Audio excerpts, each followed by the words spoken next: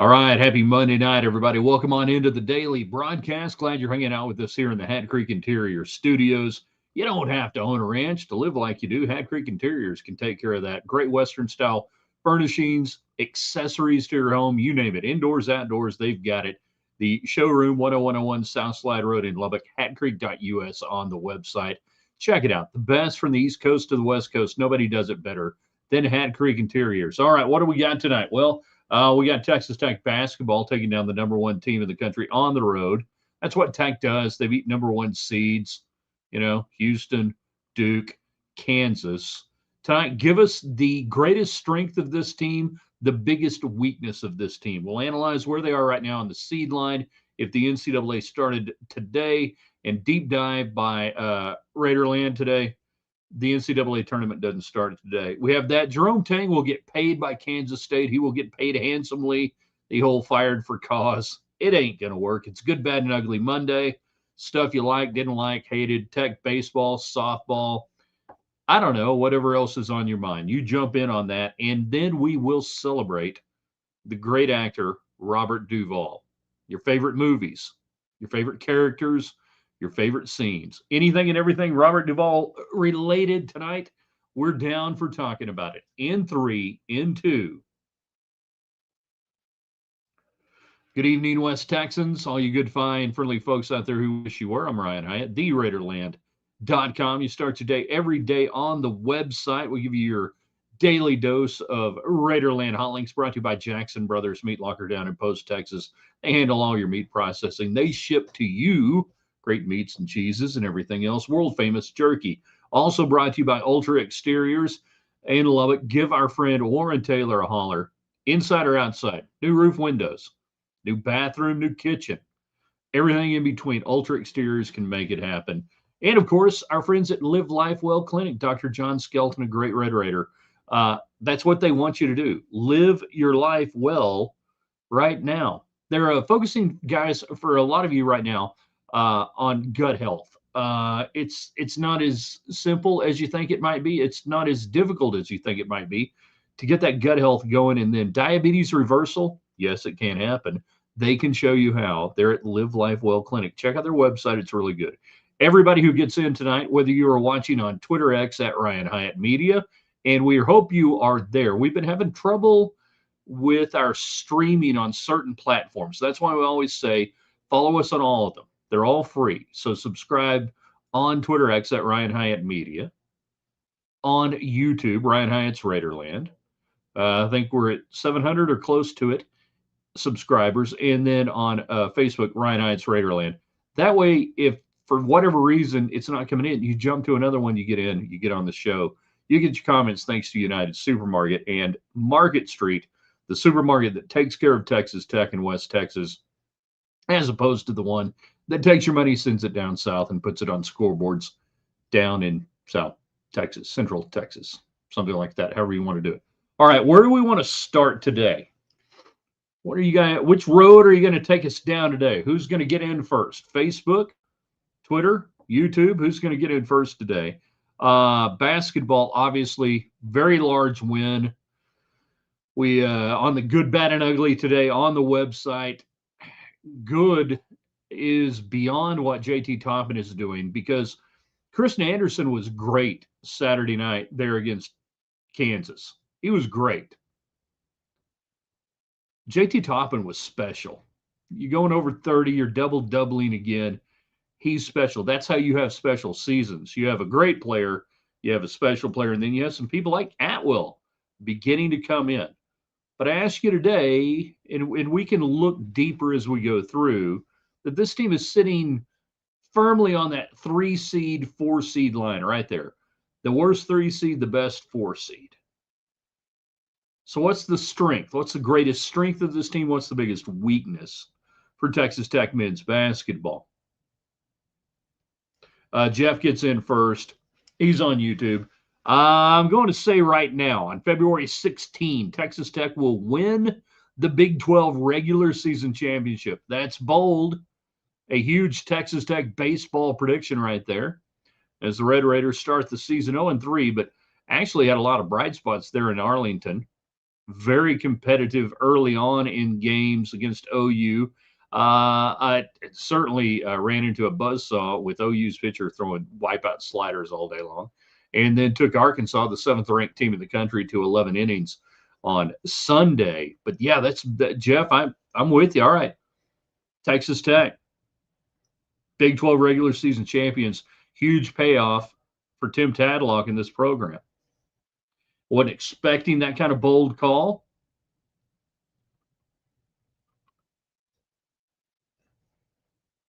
But you never know. That's why you get in on the United Supermarket chat line. We can talk a lot of baseball tonight with you. Softball, breaking news, Nigel Kennedy may be human. That's right. She threw a pitch up in the zone Sunday against Nebraska. It got turned around into a two-run shot, and Texas Tech ended up losing 3-2. I think that was in the fourth inning. Was it the fourth or third inning that happened? They put up a crooked number, got 3 runs to Nebraska. So Nebraska now has beaten the number 1 team in back-to-back weekends.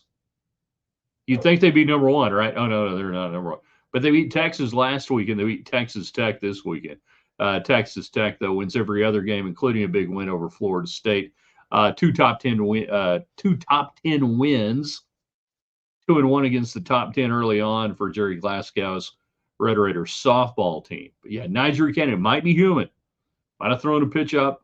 I think the bigger story yesterday, you couldn't get anything off one of the better pitchers in college softball. Just stopped scoring runs. So we have that for us today to look at. Daytona 500 made our good, bad, and ugly this morning on the website. It's a bad race, bad package, restrictor plate, even though we don't run restrictor plates. It's boring. There's no handling. There's no moving about. Oh, but we had more leaders than we've ever had. Yeah, because of this total crapshoot when people would come in and out of the pits, and you had wrecks. It wasn't a good race. I give Mike Joy credit and the Fox crew for trying to sell me on the good race, but it wasn't a good race. Go to Atlanta. The mile and a halves have been better with this so-called Gen 7 car. We'll see if that makes a difference on the handling at Atlanta coming up this weekend. But the Daytona 500 was not good. It was not a good race. All right, so jump in tonight, whether you are on our YouTube channel, Ryan Hyatt's Raiderland, Twitter X at Ryan Hyatt Media. Want our Facebook people to get in tonight there at Ryan Hyatt's Raiderland. Subscribe, share, invite people in. And again, if you're on one of the channels and it's not coming through and you're catching a replay later and you're going, what happened? This is why we say subscribe to each one. We love StreamYard, our third-party streaming apparatus. But here over the last week, it's been a little wonky.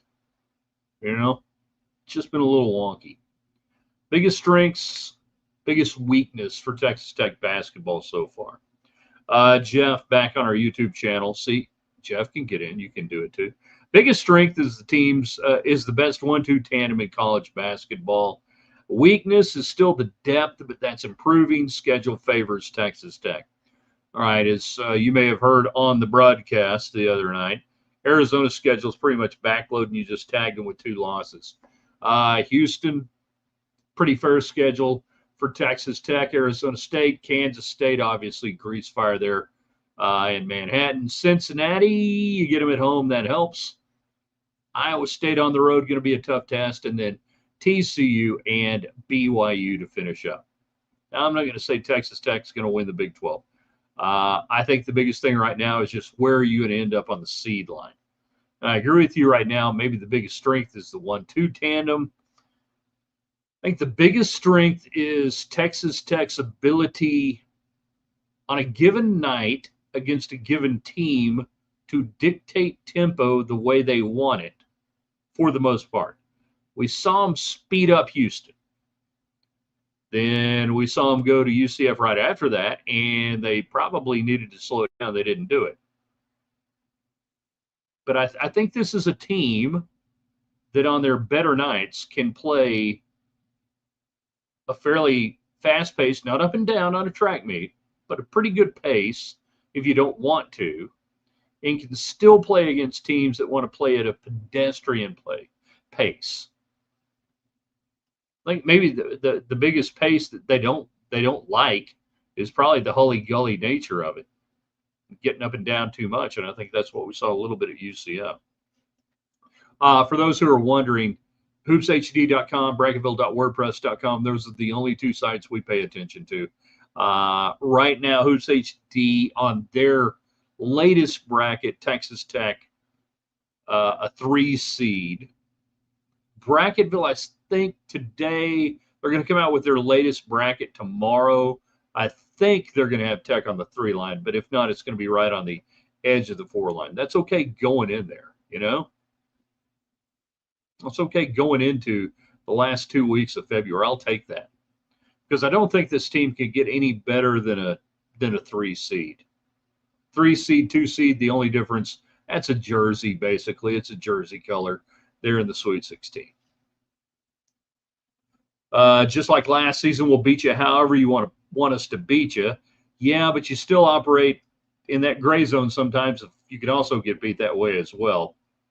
Joseph on Facebook, biggest weakness, getting down early, biggest strength, fighting back, and overcoming said weakness.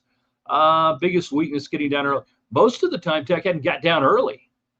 In fact, it's been the other way around. It's been get up and hold on for dear life. And that's where the depth comes into play.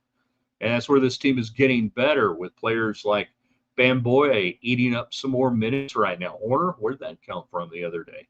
Donovan Atwell turning into maybe more than a complimentary three-point shooter. I really thought Josiah Mosley was going to elevate after that appearance at the Houston game, just as it happened so far. But this team actually is getting a little bit more depth that actually makes me feel better about it later on in game. It's been here. I'll tell you this, Joseph, the smart, sharp people in Vegas have been betting Texas Tech to cover the first half and lose the second half, not lose the game, but get beat on the second half point spread. What do you think of Michael Jordan's team winning the Daytona 500? Crapshoot, but they've got good cars out there. And I think every team that won a race during speed weeks, what we call speed weeks out at Daytona, from the duels to the Daytona 500, all of them were involved in a lawsuit against NASCAR in some form or fashion, most notably so Michael Jordan 23 Racing with him and Denny Hamlin. And, yeah.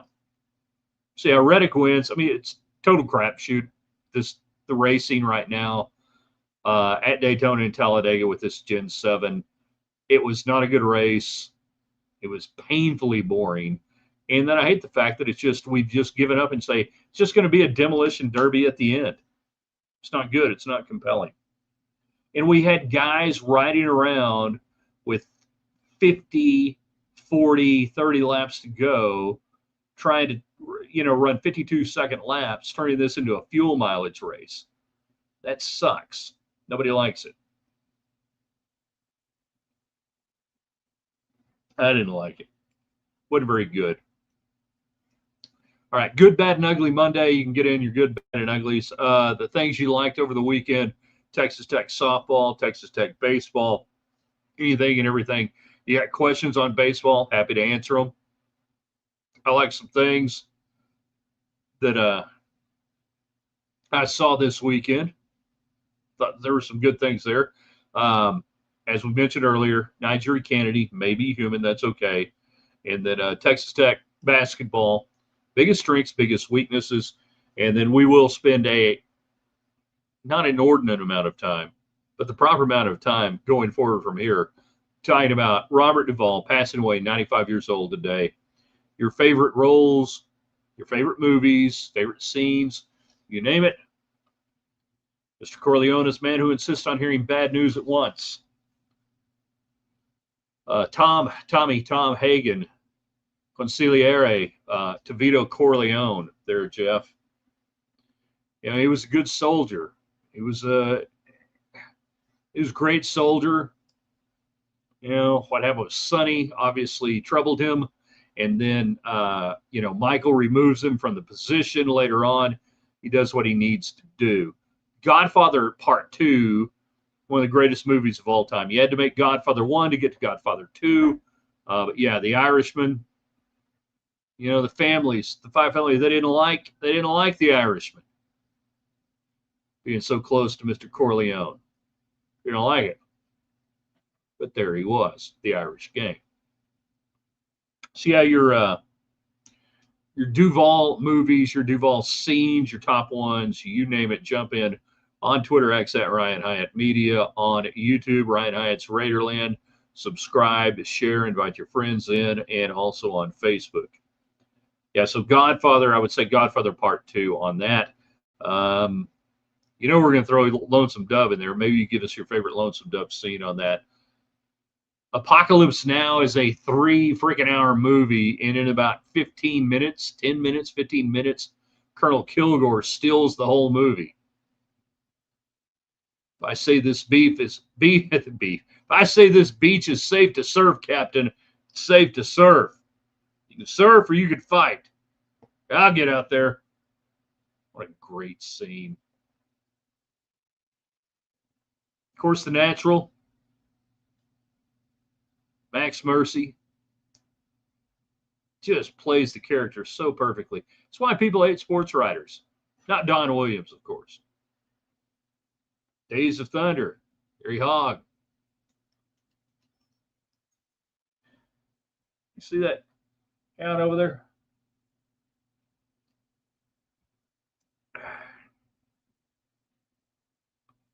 Let's get some United Supermarkets chat line stuff going on here. Interesting that Kennedy is expected to add 5 to 8 miles per hour in velocity as she enters conference play. What a talent. Just build up a little bit. What, she's throwing around 64 or something, 65? I don't know. John, hey, y'all, how about the SEC, Big Ten, and the Big 12 getting 4 to 6 schools from the ACC each conference, packing the ACC? Maybe if the Big 12 needs to, we can get UConn, Washington State, and Oregon State if needed to be a P3. Bores me to death, John. Bores me to death. All the expansion talk, everything else, because that implies that you think conferences will matter going forward in college football, and they will not. The idea of the conference is dead. You will separate football from everything else, men's basketball probably from everything else. Then everything else will be in a thing. But the idea of the conference, the P3, the P4, the whatever, that will be dead very soon because the networks will divvy it up. And we will play just like the NFL, and we will have an upper echelon of college football. I don't know how many teams, 64, 72. It's like taking reservations at a, rent car desk. But the idea of the conference is dead. So the idea of wedding yourself to a conference, of wedding yourself to teams is so 2012. Joseph Good, Texas Tech over Arizona, bad. Women's lost to Oklahoma State. Ugly. Jerome Tang, Kansas State meltdown. I thought it was beautiful. And why? Here's why I think what Jerome Tang did was beautiful. It guaranteed he's going to get $18 million. Jerome Tang going to get paid. This whole thing, firing for cause, ain't going to fly. Kansas State knows it, though. Gene Taylor, the AD, I think he knows it. I think they're just so poor up there in Manhattan that they're like, all right, this is our only gambit. Let's try this. Let's fire for cause, see if he lawyers up, see what happens. Maybe we can convince him to settle for 15 or 14. But he ain't going to do it because they got no reason to fire him for cause. Oh, you talk bad about the team. Yeah, every coach. Oh, you embarrassed us. Nope, that ain't going to fly. This thing on the Kansas State side is such a Hail Mary gambit. It's really kind of sad to see where Kansas State is, but I guess that's the reality in Manhattan, Kansas right now, that you can't afford to keep your coach, you can't afford to fire your coach, so you go down this road and we're going to fire him for cause and see what happens. Jerome Tang ain't got nothing but time. He got dudes, lawyer dudes. They'll be lining up to take this thing, say, not only are you going to pay me, you're going to pay my legal bills and maybe some defamation and who knows what else. So Jerome Tang for the last 2 weeks has been orchestrating his exit out of the Little Apple in just a magnificently beautiful, if not deranged way. I applaud you. I applaud you, Jerome Tang. Wherever you may end up, Baylor. Wherever you may end up next, Waco. Doing whatever it is you may be doing. Working at Baylor, getting an assistant coach. See, John is on our YouTube channel. NC State, Louisville, Virginia Tech, and NC State to the Big 12. Nope, not interested. Don't want any of them. Couldn't afford it. Don't want to pay a bunch of eaters and riders. Don't want to expand. Don't want any of them. Don't matter. Hold on. Does that say Wood Butcher 9151? It's on YouTube. Talking about Robert Duvall, 95 years old.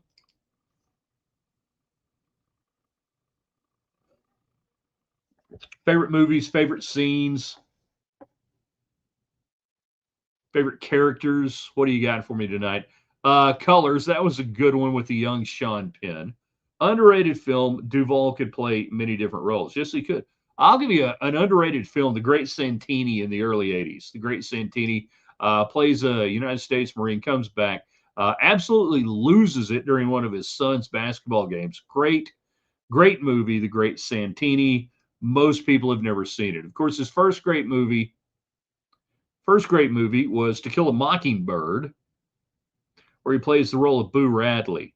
So here's a little behind the scenes here at Raiderland Worldwide headquarters. All of our cats, and by that I mean my wife's cats, but every cat she's ever owned in her entire lifetime of owning cats, each one of them has been named after a character from the movie To Kill a Mockingbird.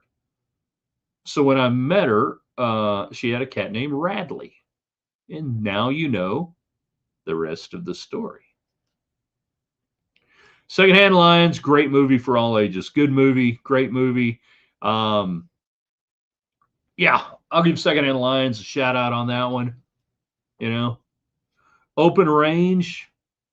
A lot of my friends love Open Range. I like Open Range. I don't love Open Range. I like Open Range. The gunfight scene, a little over the top. But when you listen to it in Dolby stereo and surround sound and a great home theater, it's pretty good. I mean, it's really good. What you got for us tonight before we get out of here? Let's finish up big strong. All right? Tech basketball, biggest strengths and weaknesses. Robert Duvall, greatest movie, scenes, characters. You tell me. What's the best one from Lonesome Dove? What's the best scene from Lonesome Dove of all the scenes? Good, bad, and ugly Monday, from Tech softball to Tech baseball. We got plenty of time to talk baseball as the week goes on. At UT Rio Grande Valley tomorrow. I think they'll do pretty well down there, by the way. My man Trace jumps in. Now, besides the whiskey, I think we require a little respect. If you look over your shoulder there, you'll see a picture of us when folks around here wanted to make us senators.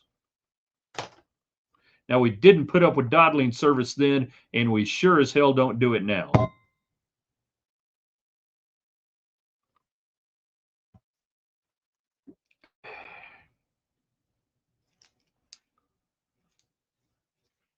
Duvall, greatest actor of the last half of the 20th century. I think his true prime, and here's where we get into this battle on the last half of the 20th century, is a 50-year deal, right? 50 to 2000. You know, that he runs 62. He makes his movie debut in To Kill a Mockingbird. Early 90s maybe is when some of the best movies are kind of finished up and made. We didn't even talk about Tender Mercies or stuff like that. You know, so then we get into, okay, the whole Tom Hanks era of that. Hard to go. Hard to say. I think if you're talking from 50 to 2000, it'd be Duvall. You know, Hanks has a great 15-year run there late to jump into the conversation. In between, yeah, we could have a great debate on that. All right, so Apocalypse Now, Colonel Kilgore, my favorite character, I think, that he played. And he steals the movie, a 3-hour movie. He steals it. It's just incredible. It's great stuff. See, you look out there. Look at the waves. Look at the waves. Brakes left, brakes right. The brake both ways. Brake both ways. Oh, fantastic. Outstanding. That's a case of beer. That's a case of beer for you right there. Oh, God, get me on the ground. Totally, in my opinion, steals the movie in 15 minutes. Does it get too much credit for The Godfather because it's such a great trilogy and really a great second movie? I don't know. Days of Thunder, iconic character, so good at it. Really underrated in that, right?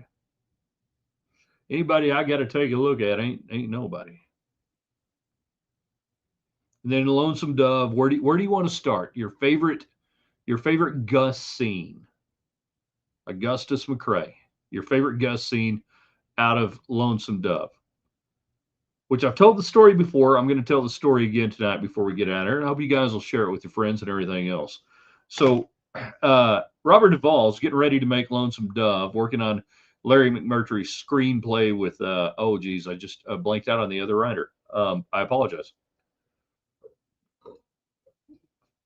And he knows at first, they were thinking he was going to play Call. And he's like, no, I want to play Gus. So they bring Tommy Lee Jones in. Tommy Lee Jones is going to play Call. So Duvall, in getting ready to play this, he had grown up, going to the movies and watching stuff. And there was a Western serial that ran in the movie theaters. These were these little 10, 15-minute shows. King of the Texas Rangers. And there was this old football player from West Texas by the name of Sammy Baugh. After he retired from playing in the NFL, he appeared in these Western serials as this Texas Ranger, captain of the Texas Rangers. And Duvall had kind of grown up watching that and everything. So in 87, Duvall goes out to Baugh's ranch out there in Rotan, outside of Rotan, and spends a weekend, a couple of days, picking the brain of Sammy Baugh. How'd you play the character, the mannerisms, all that stuff? How'd you do that, that talking and everything? And he just is picking the mind of Baugh, who at that time probably golly, so 30, he's maybe in his late 70s, early 80s. And he spends a couple of days out there, and there's a great feature video on this, and I think NFL Films did it, and I challenge you guys to find it if anybody can find it anywhere. It is great because they feature Duvall talking about going out there and learning from Sammy Baugh. And Duvall's laughing because Baugh admits this when he gets interviewed talking about this, that he really had no idea who Robert Duvall was. Yeah, just some guy, some actor coming out wanting to know about me playing a Texas Ranger. Why not? Hope he's doing good. Seemed like a good guy. Hope it's working out for him. Baugh talking about Duvall, but the Duvall really had no idea who Oscar award-winning actor Robert Duvall was. Just some guy who came out to the ranch wanted to talk about the old days. So if you want to know where the character Augustus McCrae, the mannerisms, the speech patterns, particularly the hands, all the hand stuff. Sammy Baugh, Rotan, Texas, TCU, Washington Redskins, off you go. Pretty cool, pretty amazing.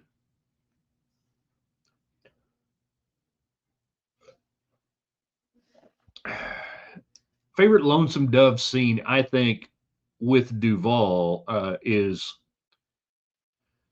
a lot of people want to make it the dying scene and different stuff on that, and there's some good ones, but to me, it's always Duvall as Gus leaving Lonesome Dove. And it's hard to put yourself back in the place. Maybe you read the novel from Larry McMurtry before they made the television, miniseries on it and everything else. So maybe you already knew it.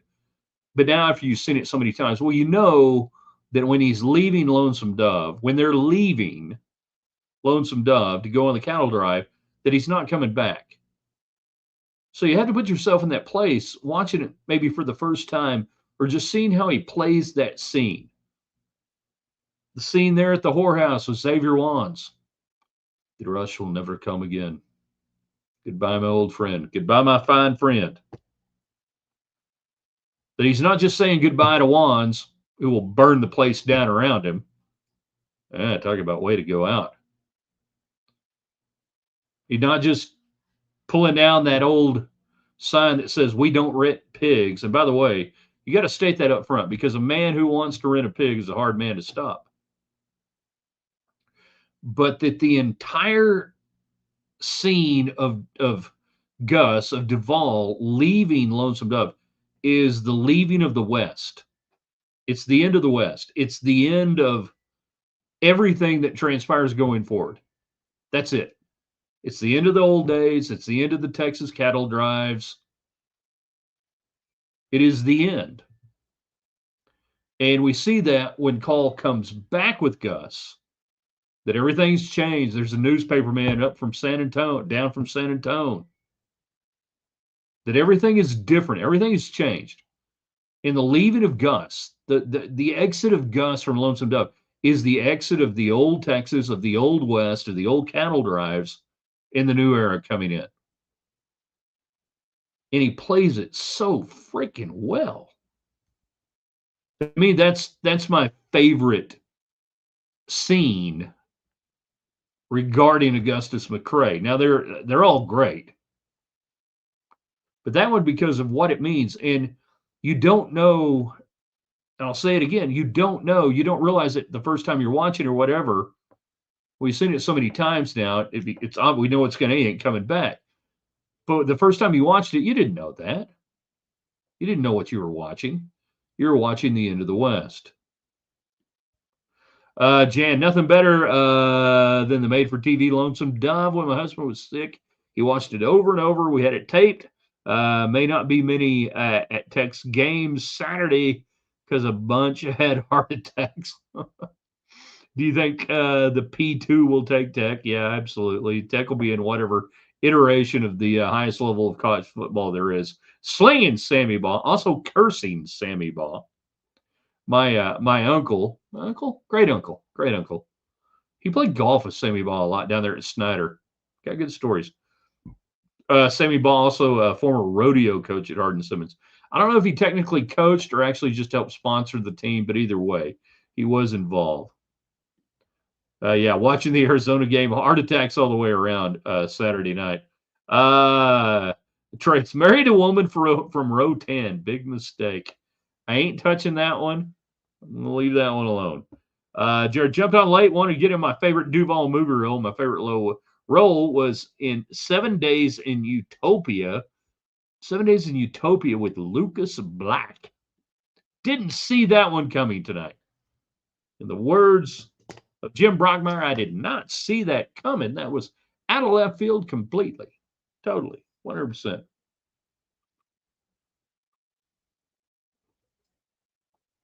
I'm going to ask you guys to do a couple of things. Share this with your friends. Put it out there on social media. Subscribe to all of our platforms. I still get the feeling something weird's going on with Twitter X and our streaming deal, and I'm trying hard to figure it out why it's not going through, but we're going to make it work. But that's why we say subscribe to all of our platforms. Ryan Hyatt's Raiderland on YouTube, free. Ryan Hyatt's Raiderland on Facebook, free. That way you can bounce back and forth. If it's not coming in, you can get in no matter what. Do not let the man throttle you down. Do not let the man throttle this broadcast. Share this. We're going to put it on the website, theraiderland.com. And then we will have your daily dose of West Texas coming up in just a little bit. But, man, appreciate you guys being out there. Always a lot of fun doing this thing. More baseball tomorrow for you. More basketball late night tomorrow. No, we're not going to do a round ball rewind. Brought to you by Live Life Well Clinic. They want us to live life well there at Live Life Well Clinic. That means go to bed before midnight and don't do a show at 1:30 in the morning our local time. All right. See you guys soon. Thanks for hanging out. TheRaiderland.com.